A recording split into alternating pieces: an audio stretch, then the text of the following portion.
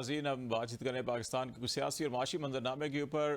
उज़्मा कारदार साहिबा पाकिस्तान मुस्लिम लीग नून और बैरिस्टर तैमूर साहब हमारे साथ हैं पाकिस्तान तहरीक इंसाफ से।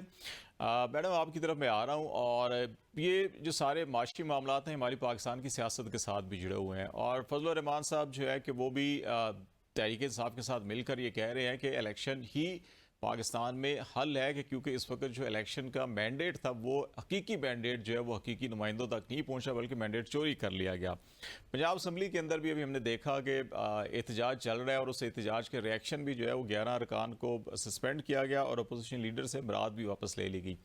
अगर माहौल यही रहा तो मैशत तो नहीं सुधरेगी। मैशत नहीं सुधरेगी तो आपके जितने भी अहदाफ हों, चाहे अभी आप कह रहे हैं कि महंगाई कम हुई है, ये हुआ वो हुआ, लेकिन हालात ठीक नहीं होंगे। तो आप इस सियासी कशीदगी को बेहतर करने के लिए आप समझती हैं कि क्या होना चाहिए?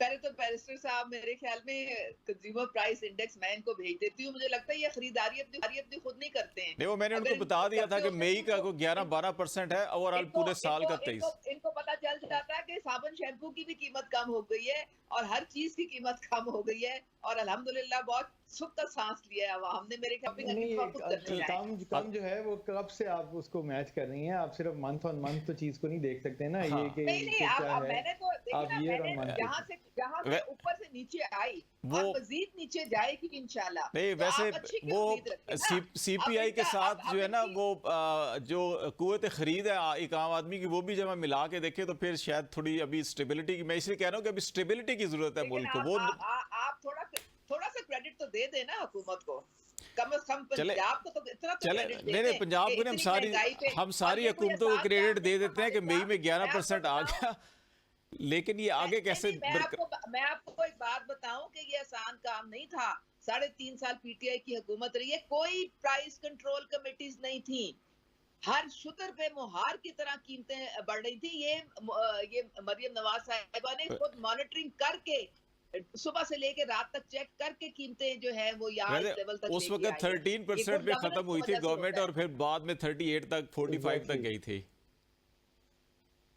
ये मैडम वो भूल रही हैं, मैडम खुद डिफेंड करती थी गुलजार साहब की हुकूमत को। अच्छा, मुझे ये बताएं कि अगर हुकूमत ली, सिर्फ पीडीएम की हुकूमत सिर्फ इसीलिए हमने ली थी क्योंकि डिफॉल्ट के थाने पे पाकिस्तान था उस वक्त। वो कंपेयर ना करें ना, अब बात करें कि वहां से नीचे कितनी लेके आए हैं हम लोग। बहरहाल आपके मैं सवाल की पॉलिटिकल स्टेबिलिटी और उसकी तरफ आना चाह रहा हूँ जी। देखें, अब आपने जो बात की है, हम लोग अभी बजट का इजलास मैंने भी अटेंड किया है। मैं तो अपनी आंखों देखा, आपसे मैं हाल बयान करती हूँ कि स्पीकर साहब ने रूल्स ऑफ प्रोसीजर के मुताबिक ऑपोजिशन से बकायदा एक बातचीत हो गई थी और उन्होंने जब सीएम साहिबा जो लीडर ऑफ द हाउस हैं उनको फ्लोर दिया तो इन्होंने इतनी हुल्लड़बाजी, इतनी बदतमीजी, इतनी नाशाइस्ता लैंग्वेज इस्तेमाल की कि इन्होंने सारी बातें स्पीकर साहब की हवा में उड़ा दी। फिर भी मरियम नवाज साहिबा को आप क्रेडिट दें कि उन्होंने पूरी 1 घंटा 40 मिनट की अपनी तकरीर की और वो तकरीर क्या थी? वो पब्लिक वेलफेयर के सारे प्रोजेक्ट्स थे। इन्होंने पूरे पंजाब के जो अवाम है उनके हकूक को पामाल किया इस तरह की नाजेबा हरकत करके। अगर वो 27 अरब मुख्तस कर रही है हुकूमत, मैं एक एग्जांपल दे रही हूँ, स्कूल में बच्चों को फ्री दूध देने के लिए, तो उनके हलकों में भी तो बच्चों को दूध फ्री मिलना है। तो ये इन्होंने निहायत गलत एक पार्लियामान को बेतौकीर किया, पंजाब के लोगों को बेतौकीर किया। तो ये तो बात नहीं ऐसे चल सकती ना कि और फिर वो उसके बाद फिर स्पीकर साहब, मैं आपको बता रही हूँ, 4 महीने से हमसे ज्यादा ऑपोजिशन को टाइम देते हैं, हमसे ज्यादा उनको अकोमोडेट करते हैं, उनकी हर बात जो है वो उसको सुनते हैं। आज तक किसी प्रोडक्शन ऑर्डर को उन्होंने नहीं रोका।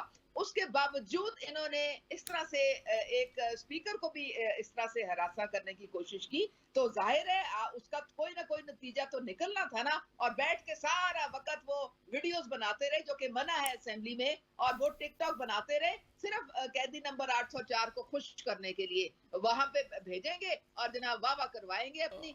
वहां तक तो तब पहुंचेंगे जब वो बाहर आएंगे, नहीं आएंगे। अच्छा बैरिस्टर साहब, बैरिस्टर साहब, ये जो एक ख्याल है कि पीटीआई जो है गैर संजीदा रवैया अपना रही है पार्लियामान के अंदर भी, नंबर वन ये, और नंबर टू जो है कि दूसरा ये भी बताइएगा कि पीटीआई के अंदर अभी क्या चल रहा है कि ये जो तजादात से भरमार बयानात एक दूसरे के खिलाफ भी आ रहे हैं और कुछ लोग वापस भी अब आना चाह रहे हैं, तो ये वापसी जो है कि ये तो उमूमन सियासत के अंदर हम देखते हैं कि उस तरफ वापसी की तरफ लोग रजू कर रहे होते हैं जहाँ पे शायद वापस उनके पास कुछ इक़्तिदार आना हो या पावर की तरफ कोई जा रहा हो। तो ये सारा अंदर क्या चल रहा है आपके यहाँ? देखें, पहले ही तो मैं बात ये करूंगा कि जो पार्लियामान की बात है, इनमें पंजाब असेंबली की बात की, कोई एग्जांपल नहीं मिलती जहां पे स्पीकर इस किस्म के इख्तियारात इस्तेमाल करे कि वो 15 सिटिंग्स के लिए किसी को बगैर सुनवाई के, बगैर कोई कमेटी हियरिंग, बगैर एक्सप्लेनेशन मांगे, कोई अपॉर्चुनिटी ऑफ रिड्रेसल दिए, वो उनको सस्पेंड कर दे। तो बड़ी अनहोनी बात है ये। तो फिर हुकूमत ऑपोजिशन के बगैर करने की ये फॉर्म 47 वाली हुकूमत जो है ये चलाने की बात कर रहे हैं। तो दूसरा ये है कि पार्लियामान जो है, अगर आपने मुशावरत ही नहीं की, कमेटीज ही उससे पहले इतने महीने हो गए, 8 फरवरी को गुजरे हुए, फाल ही नहीं किया, बजट पे कंसल्टेशन ही नहीं हुई, उस दिन भी जो बजट की बाकी कट मोशन और दूसरी कार्रवाइयां थी उनको सस्पेंड करके स्पीकर ने सीधा सीएम को फ्लोर दे दिया और उन्होंने अपना 2 घंटे की बयान रखी। रूल्स ऑफ प्रोसीजर पढ़े, उसमें स्पीकर साहब को इजाजत है। नहीं, इजाजत तो है, लेकिन इजाजत फिर पार्लियामानी तरीके से चीज चलानी है वो दे सकते हैं। तो, और ये आपको पता है कि आपके ऑपोजिशन लीडर के साथ ये बकायदा मामला तय किया गया था पहले।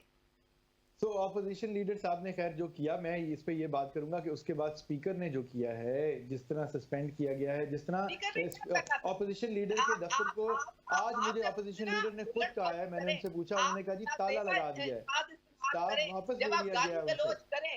तो फिर स्पीकर साहब क्या करेंगे? अच्छा, तो स्पीकर साहब आके बगैर कुछ रिटर्न दिए आप ऑपोजिशन लीडर के चेंबर को ताला लगवा लेंगे, स्टाफ वापस ले लेंगे? ये तो जमहूरियत में नहीं होता, ना ये हो सकता।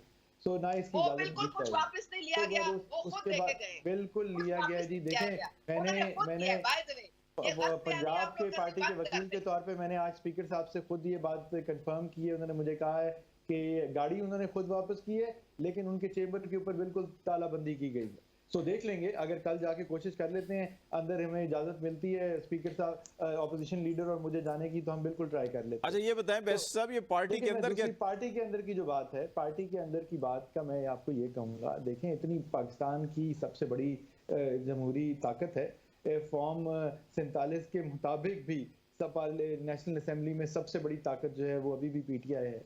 सो अभी तो रिजर्व सीट्स का फैसला आना है।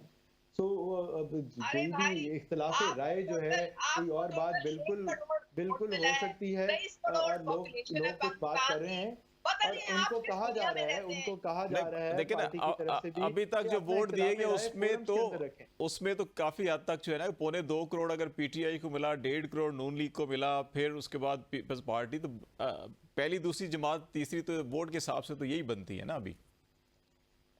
बिल्कुल। आप मुझे ये बताएं कि इनकी जो लोग जो है वो बैठे हुए हैं, इनके पास बहुत सारी सीटें पंजाब में भी हैं, नेशनल असेंबली में भी हैं, लेकिन ये कहना कि जी ये हमारी तो 170 सीटें हैं, मतलब किस दुनिया में फिर रहे हैं भाई? और जो हमने जनाब इलेक्शन पिटीशन में दायर की हुई है, उसी दुनिया में फिर रहे हैं। मैं अपनी बात कर लेता हूं, 104 वोटों में देखिए, वो पॉलिटिकली क्लेम है, इलेक्शन ट्रिब्यूनल फैसला करेंगे। पॉलिटिकल क्लेम नहीं है जी, लीगल क्लेम है। चले, मेरे पास सारे अपने फॉर्म 45 हैं। यूसुफ रजा गिलानी हफ्ते के अंदर वोट सेनेट के डाल के खुद सेनेट चले गए, 104 वोटों का मेरा उनसे फर्क दिखाया गया, और उसके लिए एक पोलिंग स्टेशन का अभी तक रिजल्ट रिकाउंट के लिए नहीं खोला। मेरे अपने घर के गांव के पोलिंग स्टेशन से 713 वोट मेरे रिजेक्ट करके उनको जिताया गया। तो बात यह है कि देखें, ये बातें सियासी नहीं है खाली, खैर हम इंतजार करते हैं कि ट्रिब्यूनल क्या बात करेंगे। आपने पार्टी की बात की, मैं ये कहूंगा पार्टी पूरी खड़ी है। पार्टी ने, उमर अयूब साहब ने भी अपनी ऑपोजिशन लीडर की मसरूफियात की वजह से रिजाइन किया, ठीक है, और उनका पार्टी ने कल, पार्लियामानी पार्टी ने भरपूर तरीके से उनको, बल्कि उनसे दरखास्त की कि आप अपना इस्तीफा वापस लें, आप अपनी जिम्मेदारियां निभाएं, हम आपके साथ चल के आपकी दोनों जिम्मेदारियां निभाने में आपका साथ देंगे। तो अब जो भी पार्टी के कायद का जो फैसला होगा उसको देख के आगे चला जाएगा।